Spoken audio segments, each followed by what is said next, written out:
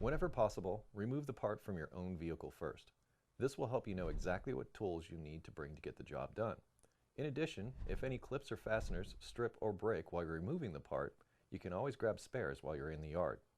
Alternator removal, 1996 Honda Civic. Tools required for this job will be a 1/2-inch impact with a 19mm socket. We also used a 1/2-inch breaker bar, a 3/8 ratchet, a 1/4-inch ratchet, 14mm wrench, 12mm wrench, 8mm, 10mm, and 14mm sockets, and we had both 1/2-inch and 3/8 14mm sockets, and some screwdrivers. The batteries have already been removed in the vehicles in the salvage yard, but whenever working on your vehicle's electrical system, be sure to disconnect the battery before you start. The upper alternator is held on by a 12 and a 14mm fastener. The first one we're going to remove is the 12mm.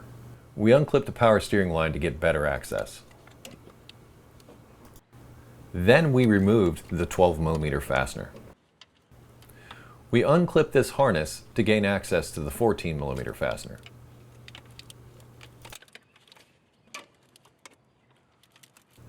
We then remove the 14mm fastener and the upper bracket. The remainder of the work will be done from underneath the vehicle. Start by removing the front tire. After removing the tire, we remove the splash shield. It's held on with these plastic clips here, and then there's two 10mm fasteners underneath. We use this method to remove some of the difficult clips. There's one more plastic clip hidden up underneath here. With the plastic clips removed, you can then remove the 10mm fasteners. With the fasteners removed, you can move the splash shield out of the way.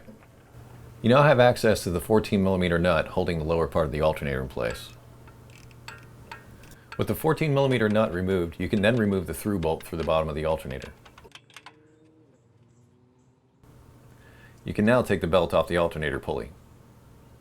With the belt off, you can now unmount the alternator from its bracket.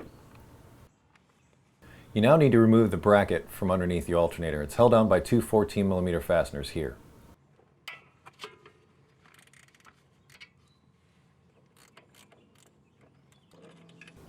Next, remove the upper radiator hose.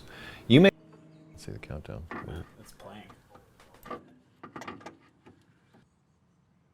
There's a 10mm fastener holding the main power lead onto the alternator. Once it's removed, you can disconnect it. There's an 8mm fastener that holds a strain relief to the back of the alternator for the main power lead that you need to remove now. You can then disconnect the final electrical connector on the alternator. With the bracket and electrical connections removed, you can now remove the alternator.